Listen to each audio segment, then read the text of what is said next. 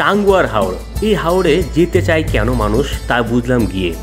একই সাথে বিশাল জলরাশি আর সেই সাথে পাহাড়ের ছোঁয়া, এক অসম্ভব সুন্দর প্রাকৃতিক সৌন্দর্যে ভরা এই টাঙ্গুয়ার হাওর দেখতে মানুষ কেন যেতে চায় গিয়েই বুঝলাম। আমি বারবার যাওয়ার চেষ্টা করছিলাম, অবশেষে যাওয়া হয়নি একা। শেষমেশ ফেসবুক গ্রুপ ট্যুরবাজের সাথে যুক্ত হয়েছিলাম এবং তাদের সাথে একটা গ্রুপ ট্যুর দিলাম। বিশাল এই ট্যুরে থাকবে টাঙ্গুয়ার হাওর সহ সুনামগঞ্জের দর্শনীয় স্থানগুলো। প্রিয় দর্শক, পর্ব অনুসারে থাকবে ভিডিও, শেষ পর্যন্ত দেখবেন এবং পর্বগুলো বাকিগুলো দেখার আমন্ত্রণ রইল। তো চলুন শুরু করি আজকের এই টাঙ্গুয়ার হাওর ভ্রমণ। তো দেখতে থাকুন, উপভোগ করতে থাকুন, লেটস গো।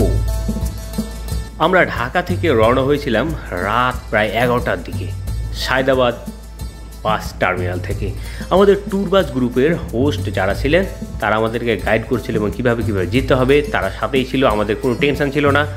আমরা শুধুমাত্র প্যাকেজ অনুসারে তাদের টাকা দিয়েছিলাম স্বল্প। প্রিয় দর্শক, আপনারা যদি এই ট্যুরের সাথে আপনারা যদি যুক্ত হতে চান তাহলে ট্যুরবাস গ্রুপের সাথে যুক্ত হয়ে যান, কারণ আমি ট্যুরবাসের কেউ নই, সামান্য একজন সদস্য। শুধুমাত্র আপনাদের সাথে শেয়ার করছি একটাই কারণ, যে এই ভ্রমণটা দেখলে আপনারা বুঝতে পারবেন যে একা ভ্রমণ আর গ্রুপের সাথে ট্যুর করা কীরকম মজা এবং আলাদার ভিন্নতা স্বাদ পাবেন।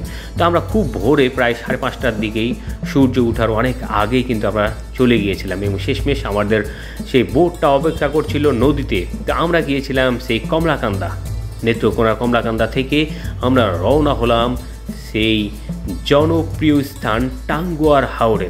যেতে যেতে এই নয়গ্রাম দৃশ্য দেখতে দেখতে আমরা যাচ্ছিলাম। কত সুন্দর নদী, খাল, বিল পেরিয়ে এখানকার পানিগুলো নদী থেকে যেহেতু যাচ্ছে, যার কারণে এই পানিগুলো কিন্তু ঘোলা, কিন্তু সামনে যতই এগোচ্ছি তত ধীরে ধীরে সে পানির স্বচ্ছ আবরণ আমাদের সামনে ভেসে উঠছিল এবং হাওরের রূপটা আমরা কিছুটা হলেও ধারণা করতে পারছিলাম। অবশেষে সকাল 7:30 কিংবা 8টার দিকে আমরা এখানে নাস্তা সেরে নেই। আমাদের নাস্তা দিয়েছিল গ্রুপ থেকে, তারা আমাদের খাবার নিয়ে কোনো টেনশন ছিল না। কিন্তু সামনে এগোতেই চোখে পড়লো একটা ভাসমান গ্রাম, চারিদিকে একটা মরুভূমির মতো পুরো জলরাশি, চারিদিকে থুই থুই পানির মাঝে ছোট্ট একটা গ্রাম। প্রিয় দর্শক, গ্রুপ ট্যুরে একটা মজা হচ্ছে আপনি গল্প আড্ডা জমিয়ে সবার সাথে মিশে যেতে পারেন। যদি আপনি নিজে মিশেন তাহলে মজাটা কিন্তু আরও বেশি পাবেন। তাই গ্রুপ ট্যুরের মজাটা অন্যরকম। এই বিশাল জলরাশির মাঝে এই ভাসমান গ্রামটি দেখে অবাক না হয়ে পারবেন না।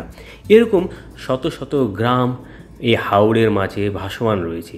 মূলত টাঙ্গুয়ার হাওরের এইটা একটা অংশ। সামনে যতই এগোচ্ছি হাওরের রূপটা ভেসে উঠছে আমাদের চোখের সামনে।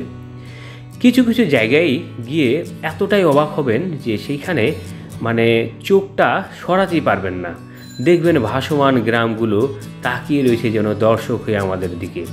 এখানকার জনজীবন কীরকম দুঃসহ তা একটু চিন্তা করলেই বোঝা যায়।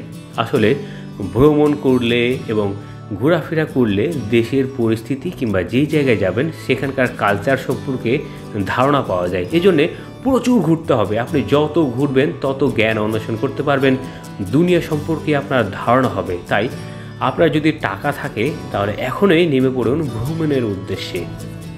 কারণটা কি জানেন, যখন টাকা থাকবে তখন আপনার সময় থাকবে না। এখন হয়তো বা সময় আছে, টাকা নেই, কিন্তু টাকা ম্যানেজ করে আপনি ঘুরে আসুন। বয়স আছে, সময় আছে। একটা সময় দেখবেন প্রচুর টাকা ইনকাম করবেন, কিন্তু সেই সময়টা আর থাকবে না, দেহ আর চলবে না হয়তোবা, যদি বেঁচে থাকে ইনশাল্লাহ। তো প্রিয় দর্শক, এই যে নয়গ্রাম দৃশ্য, একটা সৌন্দর্যের মাঝে কি রূপ লাবণ্যে ভরা এই টাঙ্গুয়ার হাওর। তো আমরা, প্রিয় দর্শক, আমি আগেই বলেছিলাম যে আমরা যেহেতু গ্রুপ ট্যুর দিচ্ছি এবং আমি অনেকবার চেষ্টা করেছিলাম যে একা কীভাবে যাওয়া যায়, কিন্তু শেষমেশ আমাদের ফেসবুক গ্রুপ ট্যুরবাজের সাথে আমি অনেক আগে থেকে জয়েন ছিলাম এবং সেখানকার যে অফার চলছিল এই অফারগুলো আমাকে আকৃষ্ট করছিল এবং বারবার ইচ্ছা সত্ত্বেও আমার যাওয়া সম্ভব হয়নি। অবশেষে হঠাৎ করে আমার 2 দিন আগে মনে হলো যে না, এদের সাথে যাওয়া যায় এবং একটা টেস্ট করা যায়, এটা পরীক্ষামূলকভাবে গিয়ে দেখি কীরকম লাগে। অবশেষে নক করলাম এক ভাইকে, শেষ পর্যন্ত হয়ে গেল, বুকিং করে দিলাম। মাত্র 1500 টাকায় টাঙ্গুয়ার হাওর ভ্রমণ, একটা অবিশ্বাস্য, যেখানে আপনি যদি একা যান এটা কল্পনাও করা যায় না।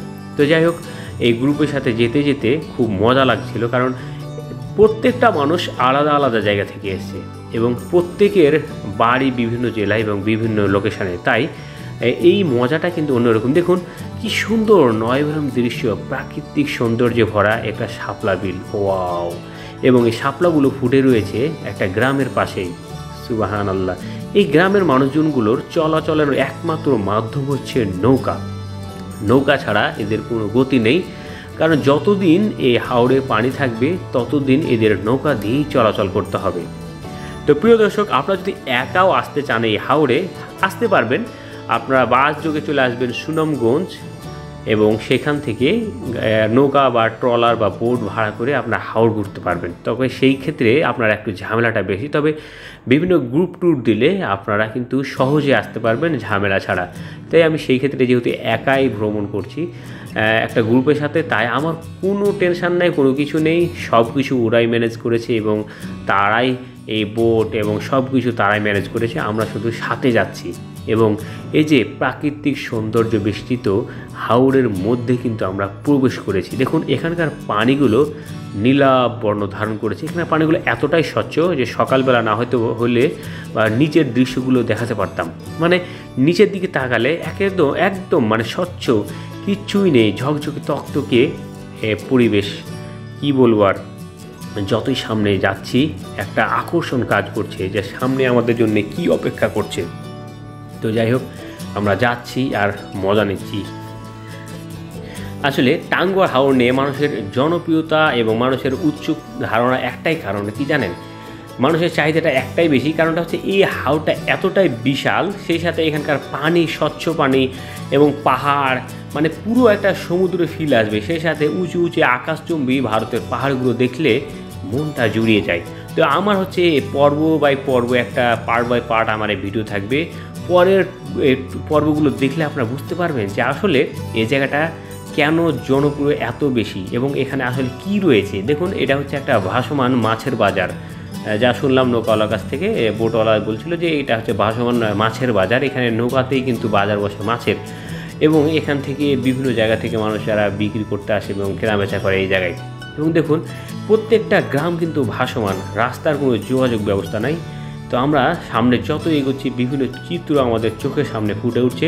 খুব সকালবেলা হওয়ার কারণে, আকাশ মেঘাচ্ছন্ন থাকার কারণে আসলে পরিষ্কার দেখা যাচ্ছিল না সকালটা, কিন্তু যতই দুপুর গড়িয়ে আসছিল তখন রোদের তীব্রতা বাড়ছিল এবং শেষমেশ যখন সকাল 11টা বেজে যায় তখন কিন্তু তীব্র রোদ শুরু হয়। পরবর্তী আমাদের স্পটগুলো ছিল নীলাদ্রি লেক এবং সেই বারিকাটিলা সাদা পাথর, কিংবা সেই শিমুল বাগান এবং জাদুকাটা নদী। আমরা সেই জায়গাগুলো আমি পরবর্তী ভিডিওতে আপনাদের দেখাবো, পার্ট বাই পার্ট দেখলে আপনারা বুঝতে পারবেন। সামনে যতই যাচ্ছিলাম একটা বিশাল জলরাশি আর ওই উঁচু উঁচু পাহাড়গুলো হাতছানি দিয়ে ডাকছিল। সুবহানাল্লাহ।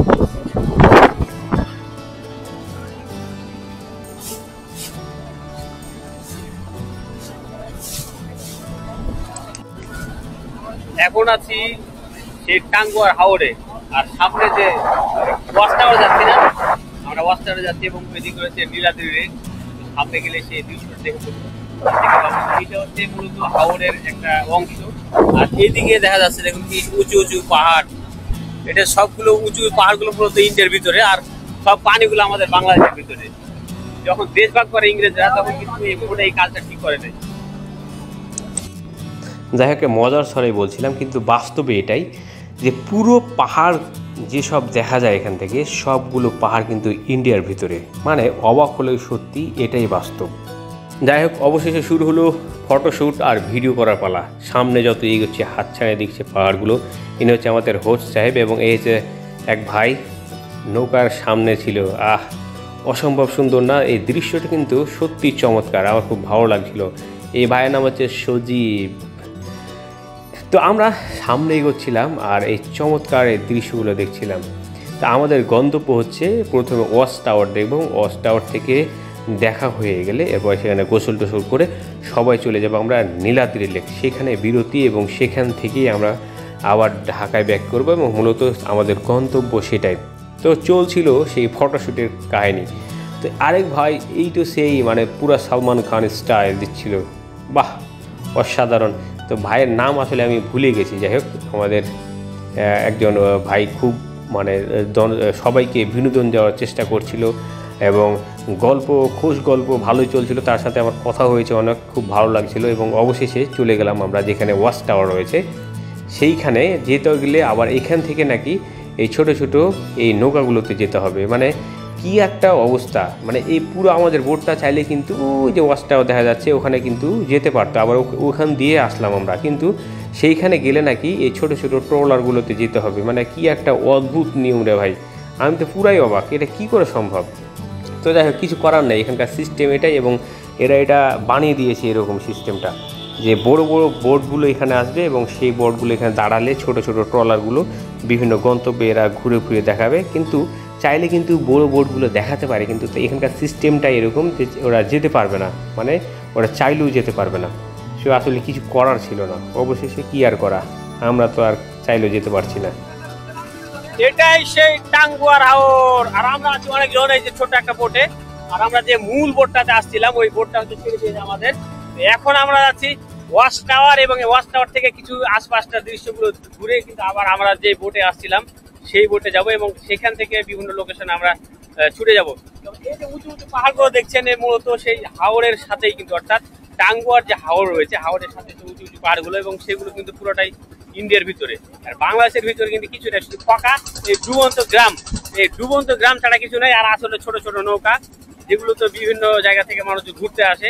আসলে দেখার মতো এই উঁচু উঁচু পাহাড়গুলোর সাথে যে হাওর, এই মূল দৃশ্যটা কিন্তু এই পাহাড়গুলোই মূলত। কারণ এই বিশাল জলাশয়ের মাঝে এই যে একটা উঁচু উঁচু পাহাড়ের দৃশ্য, এটা হচ্ছে মানে যে কারো নজর কাড়ে, এবং বাংলাদেশের বিভিন্ন প্রান্ত থেকে মূলত এই দৃশ্যটি দেখার জন্যই আসে। এবং আমরা মূলত এই কারণে আসছি, একই সাথে বিশাল জলরাশি, অর্থাৎ বিশাল পানি, একদম মানে কুল কিনারা দেখা যাচ্ছে না, অনেকটা হচ্ছে সমুদ্রের মতো ছোটখাটো সমুদ্র। আর এই যে একটা ভিউ, মানে পুরোপুরি মানে কি বলবো, একটা অসাধারণ ভিউ। এই কারণে কিন্তু মানুষ বিভিন্ন জায়গা থেকে আসে। তো আমরা ঢাকা থেকে আসছি একটা গ্রুপের মাধ্যমে, এরকম আমাদের যারা আসছে এই নৌকাতে করে তারা কিন্তু বিভিন্ন ছোট ছোট এই ট্রলারে করে কিন্তু বিভক্ত হয়ে গেছে। তো দেখতে দেখতে আমরা চলে আসছি একটা ছোট্ট একটা গ্রাম, দেখুন ভাসমান গ্রাম, মানে কি বলবো একেবারে ভাসমান গ্রাম। কিছু নেই, ছোট ছোট ঘর তোলা আছে, এই ঘরের মাঝে কিন্তু প্রায় বাড়িতে বাড়িতে নৌকা তোলা আছে। আর এই যে হিজল বন, মানে হিজল গাছ, কি সুন্দর, মানে অসাধারণ দৃশ্য।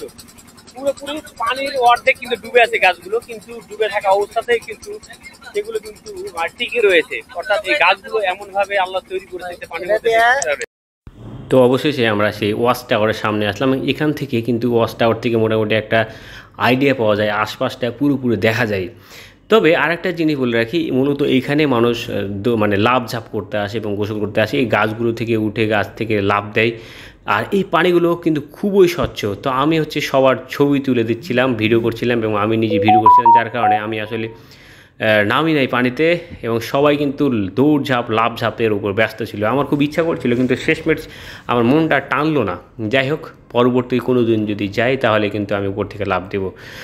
তো এই যে ভাইয়েরা সবাই ছবি তুলতে বলছিল, আমি সবারই ছবি তুলে দিচ্ছিলাম, ভালোই লাগছিল।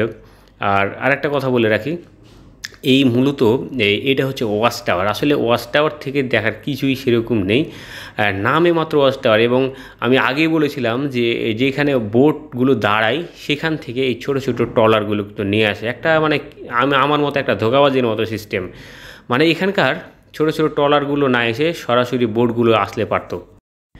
আসলে দেখতে দেখতে কিন্তু আমার ভিডিওটা অনেক বড় হয়ে যাচ্ছে, যার কারণে শর্টকাট করার চেষ্টা করছি, কিন্তু আসলে কোনো অংশ থেকে কোনো অংশ আপনাদের কম করে দেখার উপায় নেই। কারণটা হচ্ছে এখানকার ফুল আপনার দৃশ্য ধারণ করতে হলে আপনাকে ফুল ভিডিওটা দেখতে হবে। তো এখানে যারা ভাইয়েরা ছিল তারা সবাই গোসল করছিল এবং দৌড়ঝাঁপ করছিল, লাফ মারতেছিল, এবং আপনারা চাইলে কিন্তু এখানে দৌড়ঝাঁপ করতে পারেন। এবং এখানে যে ওয়াচ টাওয়ারটা রয়েছে, তো এইখান দিয়ে নৌকাগুলো দাঁড়াবে এবং এখান থেকেই কি আপনারা উপরে ওয়াচ টাওয়ারে উঠে এবং ফুল একটা দৃশ্য নিতে পারেন এই আশেপাশের। তো যাই হোক, দেখা শেষ হয়ে গেলো, এখন আমরা চলে যাচ্ছি আমাদের সেই বোটের কাছে, এবং সেখান থেকে আমরা গন্তব্য দিব যে নীলাদ্রি লেক, এবং সেখান থেকে বারিকাটিলা কিংবা সুনামগঞ্জের আশেপাশে যে দর্শনীয় স্থানগুলো রয়েছে সেখানে। তো আমরা এখন চলে যাচ্ছি এই যে ওয়াচ টাওয়ার থেকে পিছনে ফেলে, এবং আমাদের যারা গোসল করার সবাই গোসল সেরে ফেলেছে, এবং এখান থেকে আমরা চলে যাচ্ছি এখন। তো দেখতে থাকুন, উপভোগ করতে থাকুন, আর সামনে আরও কিছু দৃশ্য থাকবে, আপনারা দেখতে থাকলে একটা ধারণা পেয়ে যাবেন। দেখতে দেখতে আমরা